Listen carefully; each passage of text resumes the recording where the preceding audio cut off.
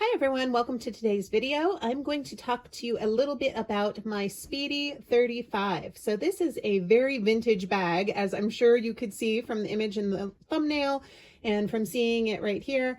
So I'm going to talk through a little bit about this bag, why I decided to purchase this particular bag, and what I purchased it for in this kind of vintage condition. So let's get into it. Now I have this bag dressed up just with a little cheap twilly right now. I just like how it looks, but I'll go ahead and take it off for the purposes of just being able to talk through the bag and so that you can kind of see the condition that it's in. I purchased this bag not long before my most recent baby was born, and you're gonna laugh when you hear this, but I purchased it with the intention of it being a diaper bag. So I got this bag and a vintage Noe bag, which is a bucket bag style bag. And between the two of them, I sort of rotated the same waterproof organizer that I found on Amazon and rotated that in and out of both bags. I kind of squished it so that it would fit into the Noe.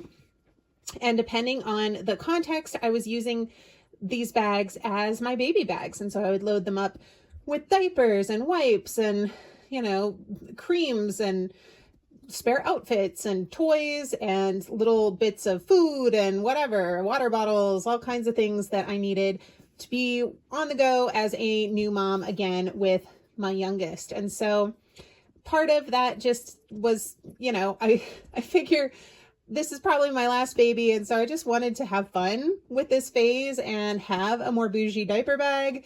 And I wanted to bring a bag into my life that if something happened to it, I wouldn't be absolutely heartbroken because I didn't spend a lot of money initially on it.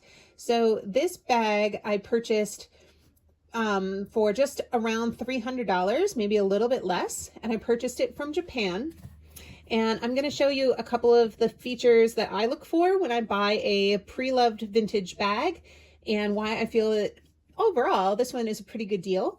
So first thing I look at with a vintage bag is the canvas, making sure that there's no rips, tears, or stains. And for being a very old bag, this one has a really lovely, vibrant monogram pattern still. And so that's the case with this bag. The canvas is in great condition. It's that nice, very thick canvas that is still kind of squishy and, you know, but is still very substantial. So love the vintage canvas. Right now I have this stuffed just with like a little bit of like shaper material and a dust bag, and it is still holding its shape really well, but it was originally shipped to me folded flat, and I haven't worked so hard to get this fold out, so you still can see that it was probably stored for years folded flat. So that's why this crease is still there. If I really wanted to, I could probably use a hairdryer on a low heat setting to help work this out.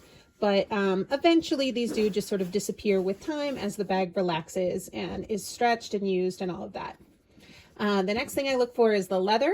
So even though this leather has a very vintage looking darker honey patina and some marks, you know, it's definitely got some stains here and there. It's not perfect. It is in really good, healthy condition for leather that is 40 years old, which this is. This bag is celebrating its 40th birthday this month. So this bag was made April of 1984 in France. MB is a code for a factory in France at this time.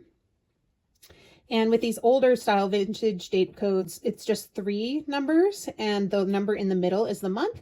And then the first number and the last number are the 2 ending numbers for the year. So that's how to read a vintage date code. So I specifically was excited to get this date code because this is also my brother's birth year and month. So my brother's about to turn 40, which is kind of cool.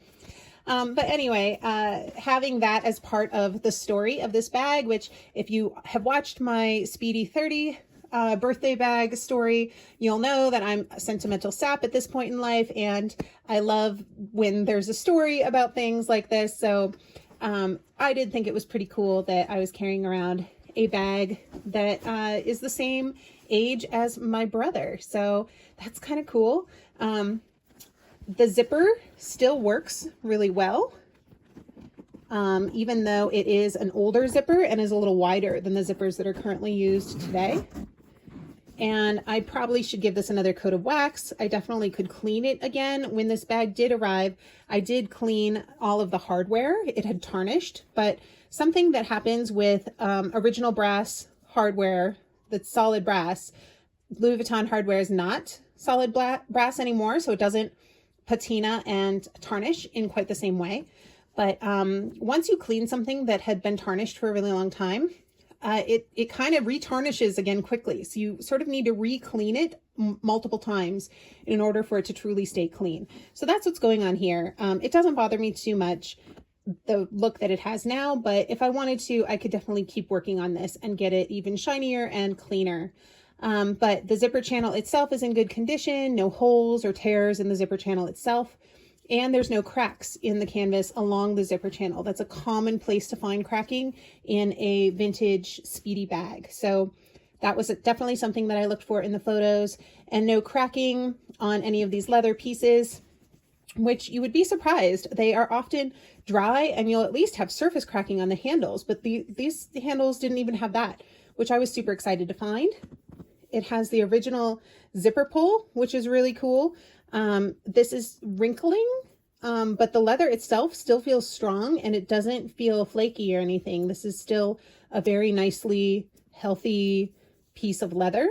Same thing with these tabs at the side. They're still in good condition. Vintage bags did have just the raw suede on the back side of these zipper tabs. More contemporary bags do not, and just have smooth leather on both sides. So that's something to note. The piping is in good condition for its age. No big cracking or splits out of the piping. You know, a little bit of staining here and there, but nothing really terrible. And this bag took really well to conditioning. So I use Cadillac conditioner or Apple brand conditioner to hydrate my bags. I do wipe down the canvas as well as the leather. It doesn't hurt anything to moisturize your canvas, and if anything, it helps to keep it clean and it makes the print more vibrant. So definitely your vintage canvas pieces, go ahead and occasionally moisturize that too with a leather cleaner, and your bag will continue to be really healthy for years to come. And this little side tab says Louis Vuitton Paris, made in France. Hopefully you can see that font.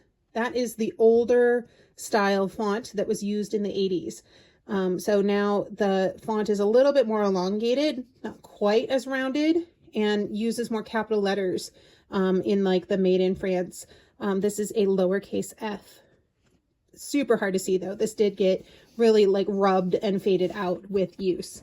And then last thing I want to point out about this bag, on the inside, the pocket is in really good condition, but it does have some marks on it. Now, I don't speak Japanese, so if you can read this and it says something offensive, I am sorry. I have no idea what this says. It does look like it has some lines, or maybe something else was written and scratched out. I don't know. But what I assume this is, and what I've been told, is that some of the Japanese reselling markets have so many bags that sometimes resellers will mark the insides of their bags for inventory purposes. So I assume that this is what has happened with this bag. But the canvas is in good condition.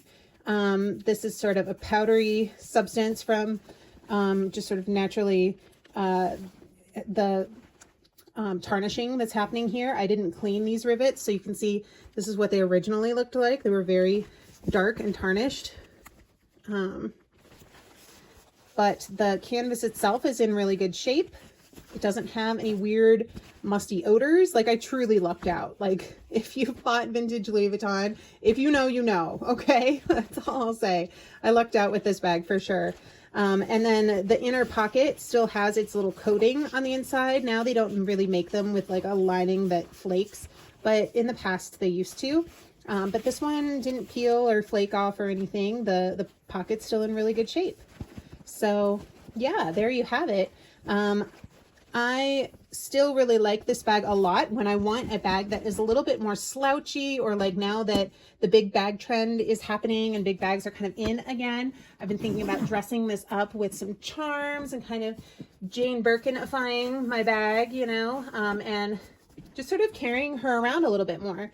I did used to have a 35 in a damier ebene as a bandolier. And I bought that bag back in 2017, I want to say.